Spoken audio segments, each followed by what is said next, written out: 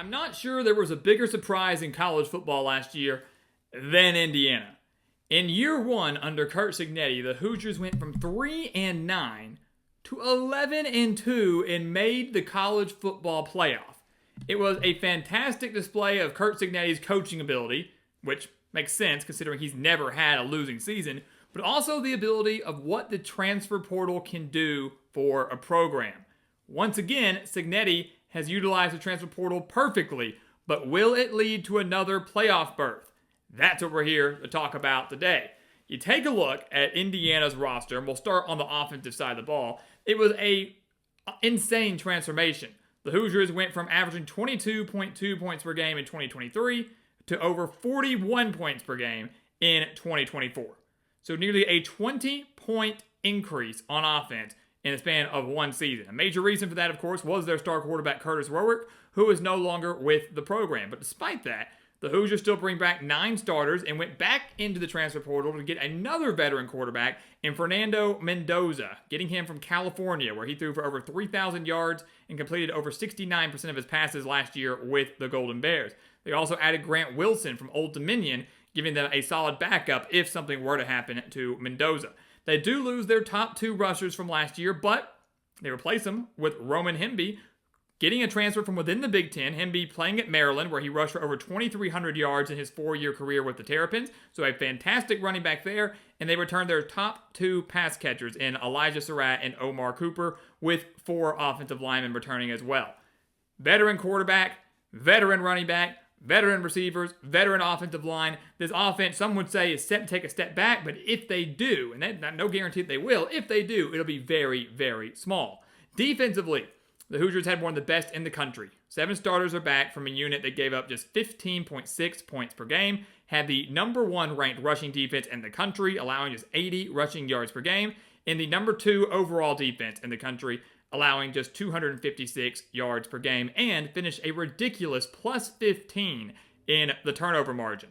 Leading tackler Aiden Fisher does return at linebacker, had 118 tackles in 2024. Their sack leader, Mikhail Kamara, returns on the defensive line, had 10 sacks in 2024, and the secondary, insanely strong for the Hoosiers. This Indiana team, everybody looks at it and goes, you know, last year maybe it was a fluke, had a really easy schedule. The only regular season loss was to Ohio State, and then, of course, they did lose to Notre Dame in the college football playoff. I'm here to tell you, this team has all the pieces to get back to the playoff, but they do face a tougher schedule. You wouldn't think that at first, though, when they start 3-0. Old Dominion, Kennesaw State, Indiana State will all be easy wins for the Hoosiers, and while many are quick to criticize that, and you could do that if you want, it's great for Indiana. It's not going to help their strength of schedule. It's not going to help them if they're in a battle for a playoff spot when you look at strength of schedule and who they play. But it's a great opportunity for all these new pieces to start to gel together, to get some chemistry going in games they should win even if they don't have their A game. So they're 3-0. Then they enter Big Ten play. First one is at home against Illinois. Remember, Indiana was, 8-0 last year at home? Undefeated at home in 2024. Illinois is a dang good football team, though. Won 10 games last year, returned 19 starters. This is their first true test for Indiana. Illinois will have already been tested a little bit. But Indiana's going to kind of sleepwalk through the first 3 games, and they're going to face a Fighting Illini team that's got a veteran quarterback, got a veteran running back, and a really, really, really good defense. But the difference maker in this game for me is Indiana's secondary versus Illinois' wide receiver core. The Fighting Illini have some questions at wide receiver. They lose their top 2 playmakers from last year. So while Luke Altmaier is a fantastic quarterback, I do worry about his ability to get the ball to his playmakers against this stingy Indiana defense, especially at home. I think Indiana barely pulls off this win over Illinois. Going to be a very close game between 2 very good teams that have playoff aspirations, which is crazy to say for Indiana, Illinois. But the Hoosiers get the win, and they are 4-0 heading into a road game at Iowa. Kinnick Stadium, very difficult place to play, as we know. Very difficult. Homecoming, by the way, for the Hawkeyes. Iowa is one of those weird teams this year where I think they're going to end up being better than what their final record shows. They've got a very difficult schedule as well. They do have a capable quarterback, though. They landed Mark Gronowski coming in from South Dakota State, multi-time national championship winner with the Jackrabbits. And Kinnick Stadium, as we know, is one of the most difficult places to play, not just in the Big Ten, but in the country. I'm going to give Indiana a loss here. It's their first road game of the season. That doesn't always bode well. They've kind of, getting used to playing in Bloomington for pretty much an entire month. Now they have to go on the road for homecoming against a stingy Iowa defense and an Iowa offense that actually might be able to move the ball a little bit. I like Iowa's home field advantage big time here, and I like their defense to slow down Fernando Mendoza, force a couple interceptions off of him, and get the win. It's going to be a game where, Indiana, I think, could easily gain more yards than Iowa, but it'll be Indiana's offensive mistakes or inability to move the ball that allows Iowa to get set up in favorable field position and get the win. That makes sense, right? So Indiana might outgain them, but Iowa's going to get the win. 4-1 for the Hoosiers going into their bye week. They come out of the bye week, and they have to go all the way to Eugene to take on Oregon, who went undefeated, won the Big Ten last year, and then just collapsed in the college football playoff, losing to Ohio State in dominating fashion. The Ducks will not be as good as they were last year. That is a given. They lose way too much on both sides of the ball, and they now will be without Evan Stewart. However, they are still better than Indiana, especially in Eugene. This Oregon defense is still going to be really, really salty. And if Dante Moore can come together and play like the guy we think he was going to be coming out of high school, like we thought he was going to be, I believe, at UCLA, then I think the Oregon offense will be just fine.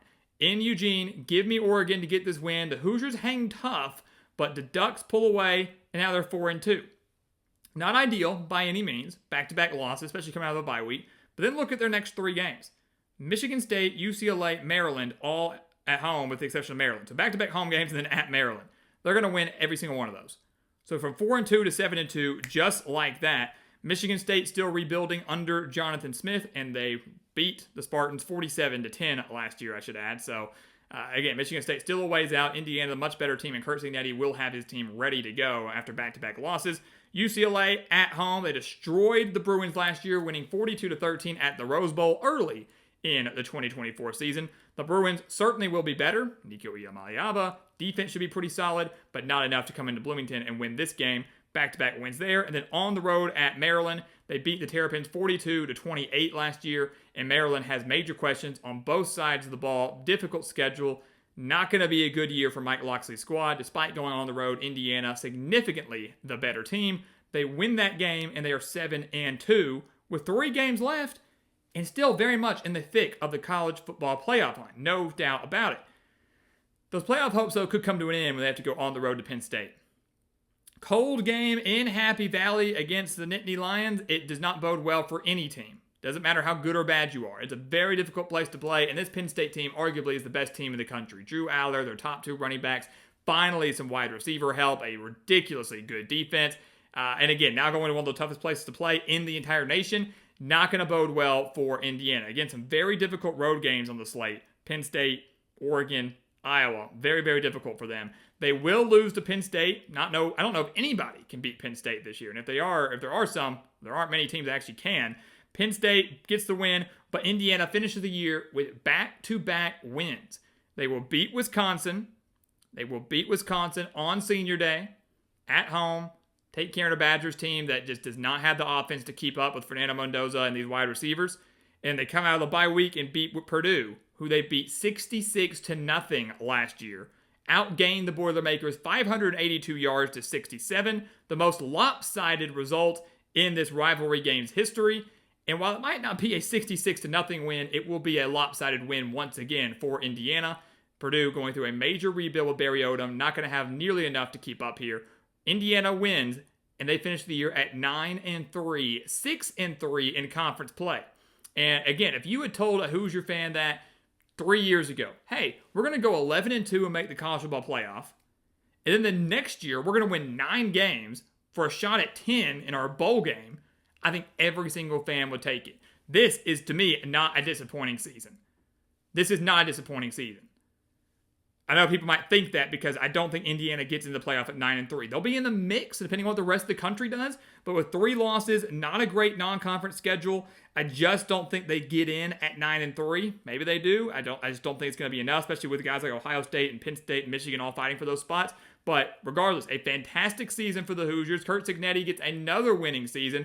Indiana has a shot to get another double-digit win season. We'll go to a very good, warm bowl game in the postseason where hopefully all of their players play. But regardless, Indiana football is back. It is here to stay. Curt Cignetti will do a phenomenal job once again in 2025. 9-3 for the Hoosiers. And to me, that is absolutely fantastic. So guys, as always, thank you so much for watching us here at the Gridiron Expert on YouTube. Make sure to continue to like, comment, subscribe, share our videos. Check out everything down in the description below. That includes our website, thegridironexpert.com, home to our expert picks, home to our weekly newsletters, some of the best college football and NFL spread picks in the entire country. Those newsletters giving you tons of extra insight, not just for the rest of the offseason, but during the season as well. Go take advantage of all of it. Become a member of our GE Nation today. And once again, as always, thank you so much for watching. And we'll see you next time right here on the Gridiron Expert.